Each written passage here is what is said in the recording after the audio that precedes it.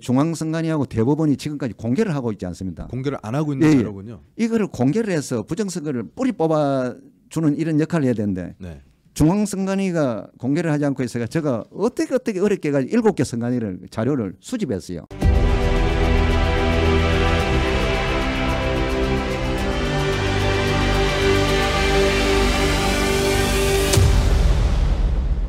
예, 안녕하십니까. 닥터브레인 구독자 여러분. 오늘도 4.15 부정선거 관련된 이야기를 시작하도록 하겠습니다. 오늘 이 부정선거에 대해서 20년 넘게 이 부정선거가 대한민국에서 있었다는 사실을 알리고 또 직접 소송도 진행해 오신 한성천 전 선관위 노조위원장님을 모셨습니다. 예, 사실 오늘 저희가 모신 분이 이 부정선거, 대한민국에서 벌어진 부정선거에서 이제 어떻게 보면 공개적으로 활동하시는 선관위의 내부 고발자입니다. 예, 선관위에서 근무하신 지가 얼마나 되셨죠? 제가 87년 12월 1일부터 2007년 11월 16일까지 제가 이제 내부 투쟁을 계속하니까 부정선거 중앙선관위에서 일방적으로 징계 처분을 해봤습니다. 네. 그렇게 해서 총 몇 년? 총 20년. 20년. 그렇죠. 20년을 근무하셨습니다. 그러니까 사실 선관위에 대해서는 그 누구보다도 그 내부 사정을 잘 아시는 분입니다. 그렇죠. 그리고 심지어 거기서 이제 노조위원장까지 또 하셨었고. 제가 이제 정치인들 조사를 많이 했고요. 한 12년 정도 했습니다. 하고 제가 노조위원장을 하면서 부정선거를 처음 봤습니다. 깜짝 놀랐어요. 저도 몰랐어요. 선관위 가서 근무하면서 부정선거 내용을 보니까 옛날 4.19 때 그게 생각이 나면서 이건 절대 안 된다. 이건 하면 나라 망한다. 이런 마음이 딱 들면서 사무총장한테 왜 부정선거를 뭐 할 짓이 없어서 부정선거를 합니까? 이랬더니 그 사무총장이 부정선거 전체를 알고 있는 줄 알고 저를 뭡니까 제가 저거시키려고 파면시키려고 나왔는 거예요. 거기서 이제 투쟁이 시작됐죠. 저는 그 젊은 나이에 경상도 사람이 돼서 그런가 뭐죠. 좀 제가 온순합니다. 욱 올라오는 거예요. 못 참겠는 거예요. 지인은 과간에. 그래 그때부터 투쟁이 됐는 거예요. 그러니까 투쟁이 선관위 내에서 시작된 거죠. 그래서 계속 내에서 투쟁을 하다가 이제 파면이 되죠. 이제 거기서 자기들이 이제 부정선거 밝히지만 다 속된 말 다 죽으니까 저를 먼저 직권력으로 내를 자를 수 있는 직권력 있잖아요. 상위 고위직에서 그대로 잘라붙는 거예요. 그렇다면 이것이 그러면 선거 범죄가 대한민국에서 처음 이제 확인된 것가 언제입니까? 그게 어느 정부 때입니까? 제가 그때 투쟁하면서 그 당시에는 2001년 이후부터인데 이제 전자개표기를 개발하면서 전자개표기를 그때 2002년 6월 지방선거에 시도지사만 적용을 했어요. 거기서 전주 전북에서 해킹한 증거가 나왔어요. 홈표 무효표가.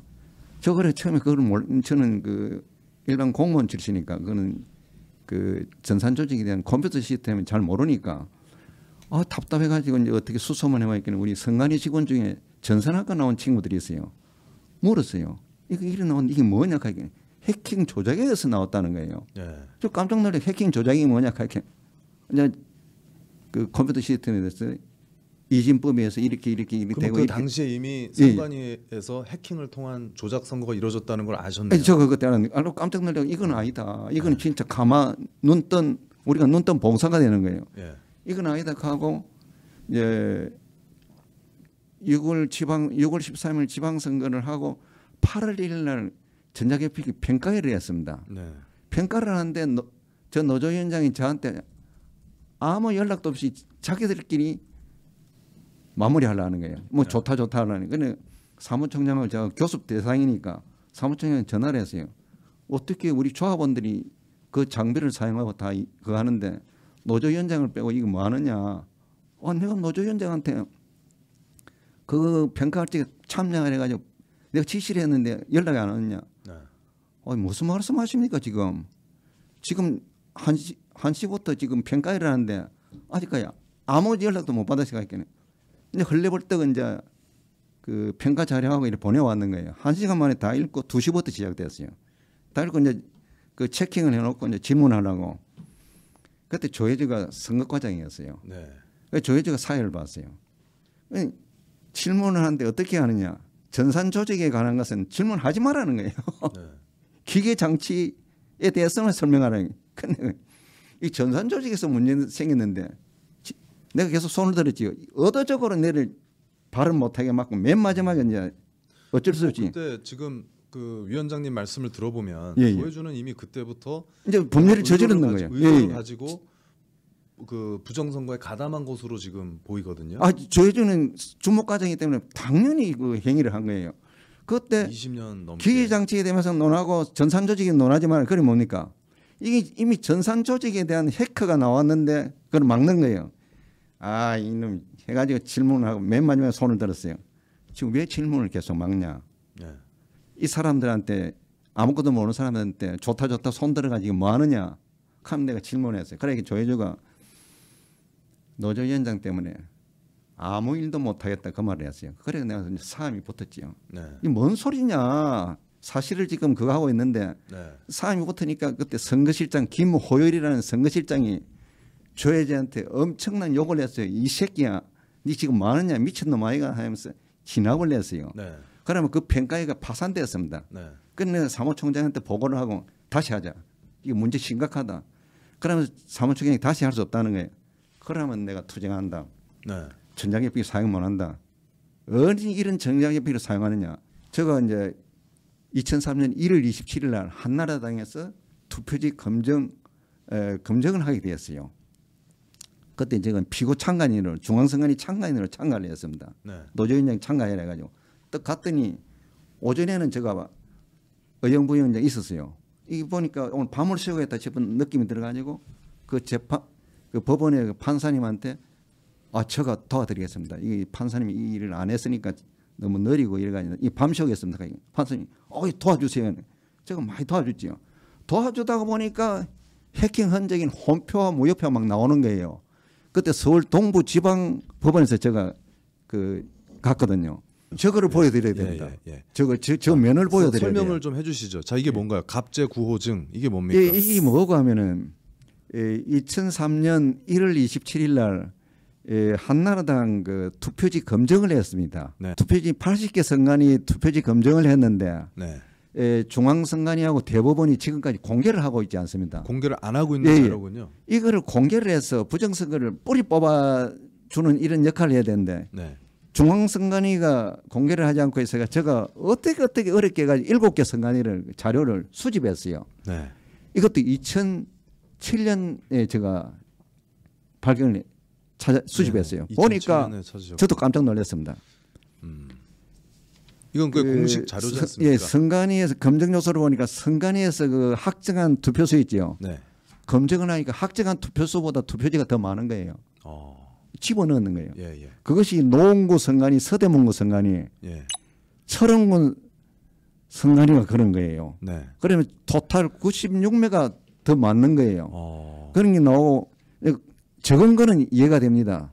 하다가 이제 옆으로 빠져나올 수가 있어요. 나올 수 있는데 그다음 홈표가 310매가 나왔어요. 여기서 이제 홈표란 뭘 말하는 거예요? 홈표가 뭐가 하면 그게 해킹 증거예요.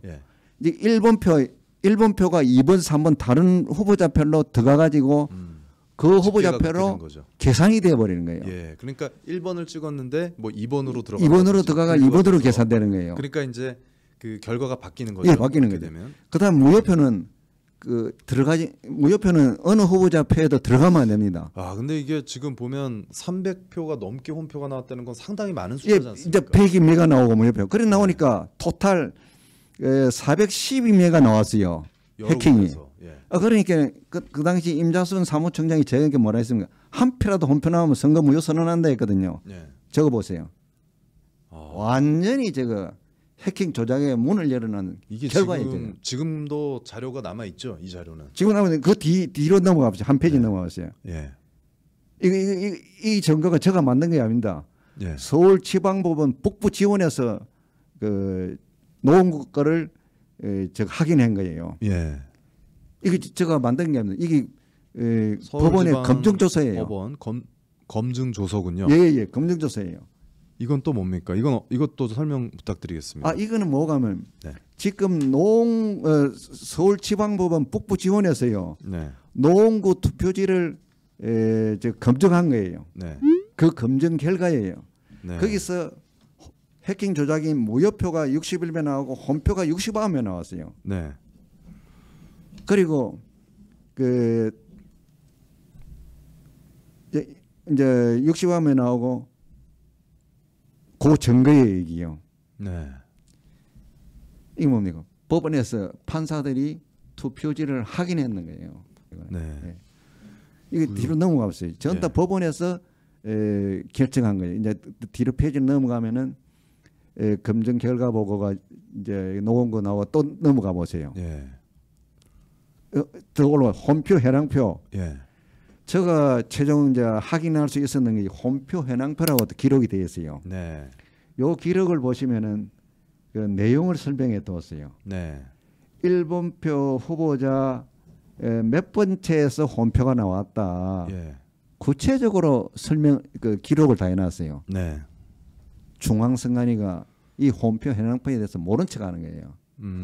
구체적으로 이거 아주 구체적으로 나왔네요. 그러니까 이번에는 그래도 당시 재판관들이 조금 비교적 양심적으로 한 겁니까 이게? 이거 이제 법원에서는 제대로 밝혀냈어요. 밝혀냈으니까 지금 검찰에서 지금 이 방송을 만약 검사들이 보고 있으면 이거요 당장 수사해야 돼요. 이거. 그때 관련자들 불러가 수사해가지고 선거범죄는 공소시효가 없습니다. 아 그렇군요. 바로 침해서 나가야 돼요. 나가야 지금도 되는데 그러면 이 관련도 공소시효 없이 계속 선거범죄는 공소시효 없어요. 선거범죄 공소시효를 두면 어떻게 되겠습니까? 부정선거하고 세월 보내보면. 근데 그 증거 인멸한 거는 어떻게 된 겁니까? 증거를 다 지금 범죄로 들어가죠. 그것도 예. 지금 이 증거를 가지고 검사가 수사 의지가 있으면 자기가 그대로 나가야 되는 거예요. 네. 그런 용감한 검사가 지금까지 21년 동안 한 번도 안 나왔어요. 그렇군요. 제가 볼 적에는 진짜 같은 공무원으로서 그러면 예를 들어서 대통령이 아니더라도 한동훈 법무부 장관이 결심하면은 그것도 가능하겠네요. 가능하지요. 검사 대통령이 아니더라도 특수부 만들어 가지고 그 딴 데 수사하고 있는 걸 좀 잠정 보류해 놓고 100명이든 100명 모아 가지고 한 15일 동안 하면 끝나봅니다. 이거 끝나버려요. 깜짝 놀랐어요. 네. 와 이거 내를 속였구나 사무총장이. 예. 그리고 이제 각 법원에 투입된 우리 그 선관위 직원들한테 연락을 했어요. 야 동부지방법원에서 홈표가 12표 나왔다. 이 큰일 났다. 이 부정선거다.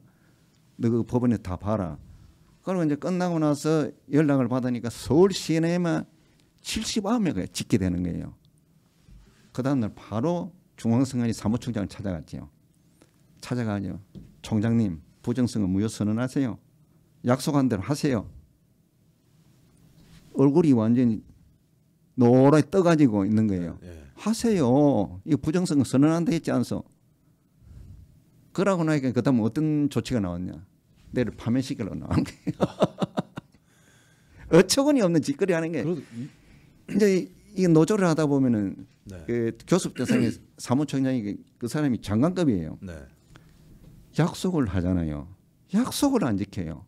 그러니까 저거 어떻게 하겠어요? 너가 인간이냐? 사람이 왜 그래? 약속은 법이다. 우리들끼리 직원과 그거야. 왜 안 지키냐? 이미 지금 국정원, 선관위, 뭐 법원, 뭐 이런 기관들이 전부 장악이 된 것으로 보이는데. 그래 이제 햇들이 김대중 정부는 그때 뭐했습니까? 이제 김대중 정부는 그 당시에 이제 그 김대중 정부가 구체적으로 움직인 건 제가 알 수가 없어요. 왜냐 그쪽에 이제 선이 안 돼 있으니까. 그런데 김대중 대통령은 부정선거에 대한 총체적인 책임을 져야 될 사람이 헌법과 법률에서 법률 수호를 해야 되거든요. 적극적으로. 그걸 못했기 때문에 김대중 대통령이 첫째 책임지고 그다음 선관위 그다음에 검찰 이렇게 책임지는 거예요. 그러니까 검찰도 상당한 책임이 있군요. 그 당시 검사는요. 검찰들은 인지수사다고 신고 들어오고 하잖아요. 바로 수사 들어가요. 바로 했으면은 이 나라 선거가요. 그때 잡히고 이 나라가 엄청난 수준으로 민주주의가 업그레이드됐어요. 지금은 이제 20년 지나서 이래 보니까 계속 보니까 제가 고발을 많이 했습니다. 검찰 내부에 아주 나쁜 세력이 있구나. 이거 뿌리 뽑지 않으면 나라가 이거 해결되지 않는다는 걸 제가 느끼고 있어요. 그래서 검찰이 개혁돼야 된다라는 얘기도 일부 맞는 말이긴 하고요. 일부 맞는 게 아니라 그건 확실히 맞습니다. 그리고 이거요 부정선거 사범은요 대검 특수부에서 해왔어요. 특수부 관련된 자들 중에 안 그러면 상부에서 지시를 받아가지고 은폐를 얻지 않나. 그것도 1, 2년이 아니고 20년 동안 이런 수사를 합니다. 지금도 국정원에서 공표를 했으면은 바로 지금 검찰총장이 지시가 딴 사건은 좀 딜레이 해놓고 뿌리 뽑아봐야 되는 거예요. 안 하잖아요. 이게 뭡니까? 이게 대한민국이 이 헌법에는 뭡니까? 서로 견제와 균형에 의해서 하는 정치예요. 그게 완전 상실돼 버렸어요. 거의 뭐 담합 수준으로 서로 범죄자들끼리 담합을 하는 수준인데 그게 카르텔이에요. 공범이거든요. 공범. 범죄를 보고 목격하고 묵인하면 그거 공범이거든요. 이게 부정선거를 얘기를 해도 안 먹혔는데 이번에 국정원 조사 발표에 의해 가지고 우리 같은 사람도 마치 섬광처럼 그래 이거야. 그러면 이것이 계기가 돼서 우리 국민 전체가 이번에 조사한 내용만 계속 홍보를 한다고 봤을 때 효과를 봤을 때 그동안 20년 수고가 그래도 열매가 좀 있지 않을까라고 생각을 하면서 한 6가지 제가 다시 한번 말씀드려야 될 것 같아요. 통합선거인단 명부 탈취 변경이 가능하다는 겁니다. 국정원에서 발표했어요. 발표했죠. 이게 1번이에요. 사전투표 조작 가능하다. 국정원이 발표한 거예요.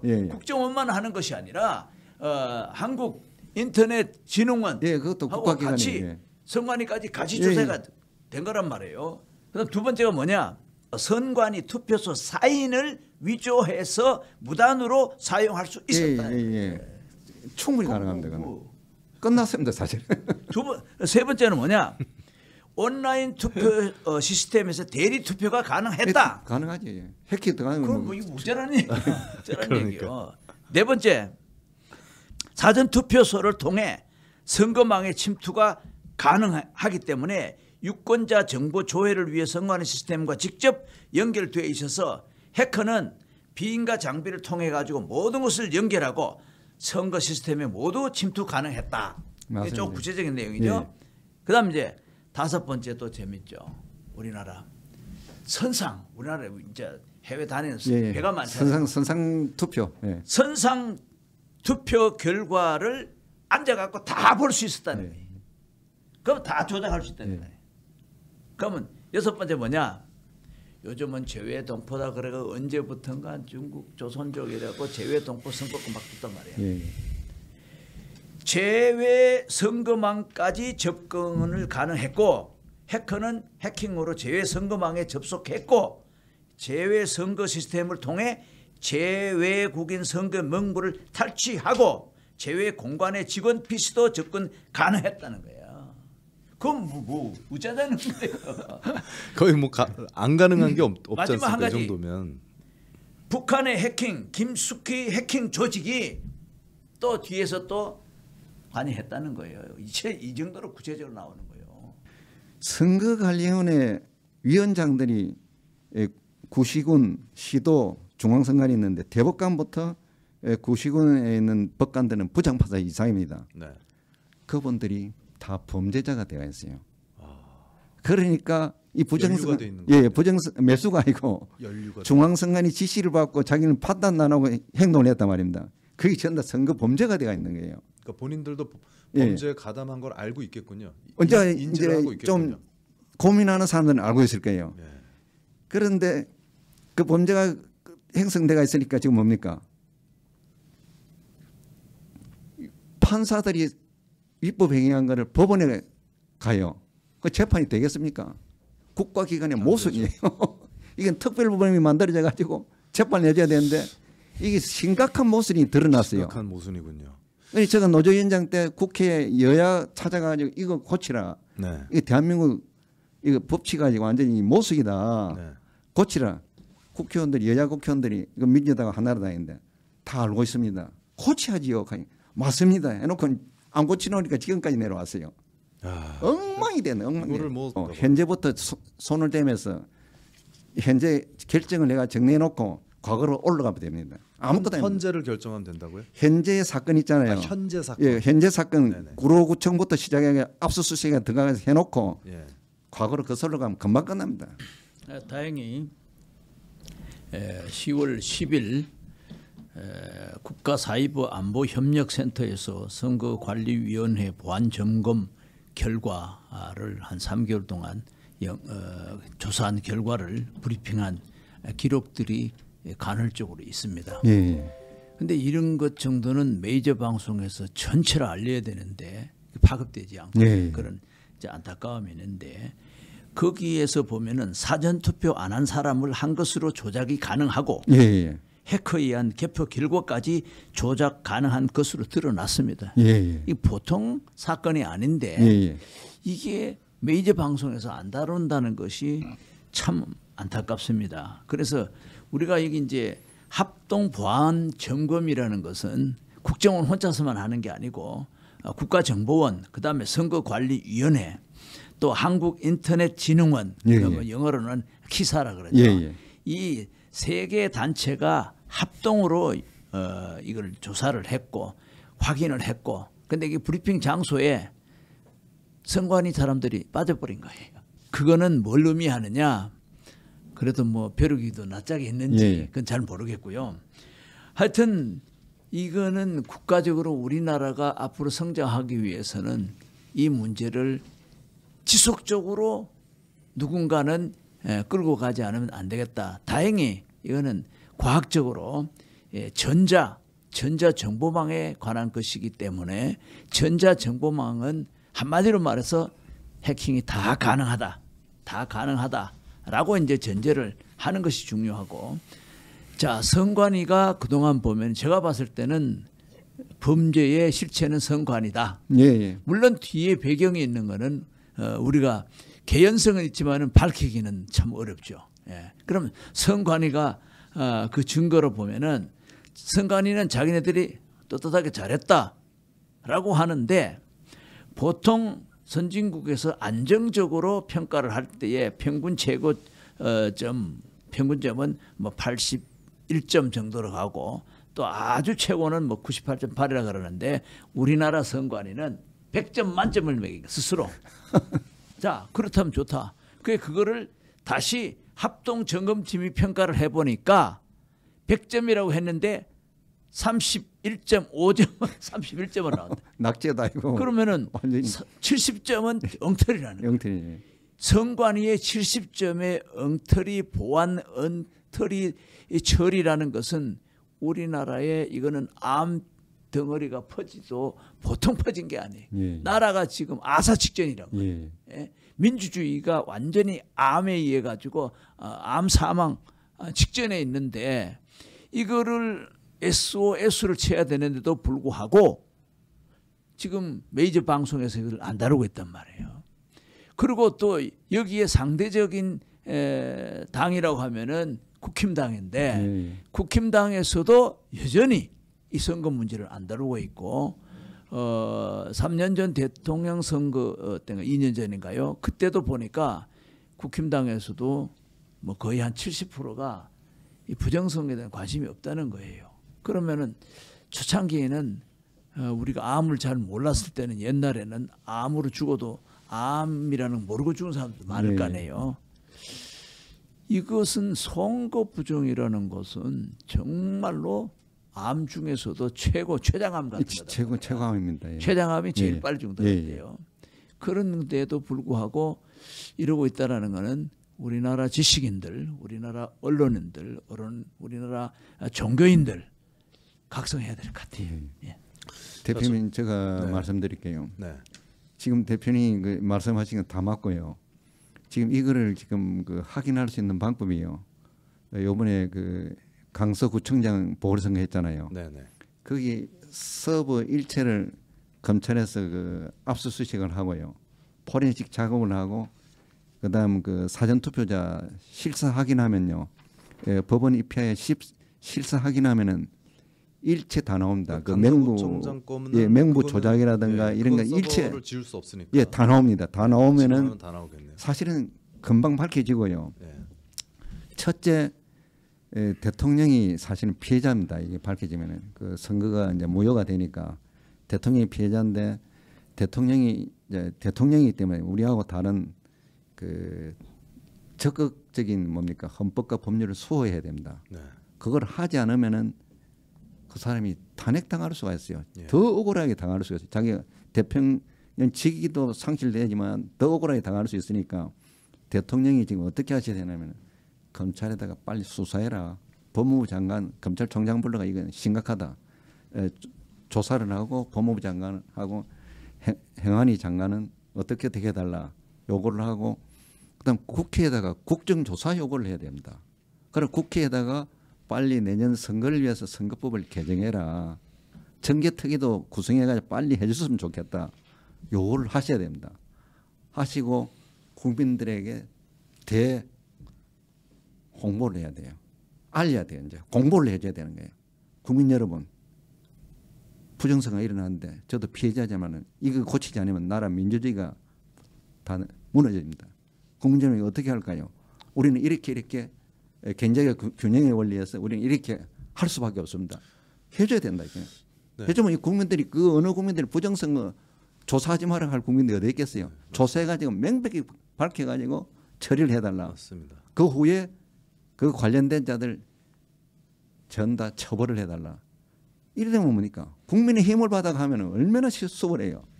지금 그런 거예요, 이거. 자, 그렇다면 지금 그 이 부정선거에 검찰도 개입이 돼 있는 것으로 말씀을 하셨는데 아니 검찰은 지금 수사를 해야 됩니다. 수사를 해야 돼요. 수사를 직접 개입은 아니에요. 근데 이제 그거를 그 전에는 그걸 묵인해줬다는 거 아니었습니까? 묵인해줬다는 자체가 지금 뭡니까? 협조해주는 그런 결론이 나오는 거예요. 그런데 지금 이제 자 그러면 윤석열 대통령 검찰 출신이지 않습니까? 그럼 윤석열 대통령은 그 부정선거에 대해서 모르나요? 어떻게 보십니까? 사실은 모른다 하면 안 맞고요. 제가 부정선거 투쟁할 때 광화문에서 할 적에 그 일반 검사 시절에요. 광화문에 지나가면서 우리 판례를 다 읽었어요. 그래서 제가 뒤에서 보니까 윤석열 대통령인지 모르고 옆에서 보니까 윤석열 검사예요. 그 당시에. 아이고 어쩐 일이십니까? 부정선거 조사하다가 지방 검찰로 전출 가시고 고생 많으신데 이 부정선거 실상이 이렇습니다 하니까 아이고 고생 많습니다. 저도 관심이 있습니다. 이거 전 힘을 모아가 해결해야 되죠. 그때가 언제였습니까? 그때가 2017년도인가 16년도예요. 그러면 박근혜 박근혜 대통령 시절에. 그 갔다가 이제 또 두 번째 또 자기가 왔어요. 또 오면 또 보고 있는 거예요. 두 번째 또 인사를 하고 서로 협조를 해가 부정선거는 되지 않습니다. 하면서 아이고 고생 많다고 하면서 가시험 보내요. 그렇게 상세하게 판넬 같은 걸 다 봤는데 지금 부정선거는 모른다. 윤석열 대통령이 그러면 자기 무능을 보이는 거예요. 근데 그 대통령실에서는 부정선거가 없다고 지금 거의 그렇게 확신하고 대통령실에서 부정선거를 없다고 하면요.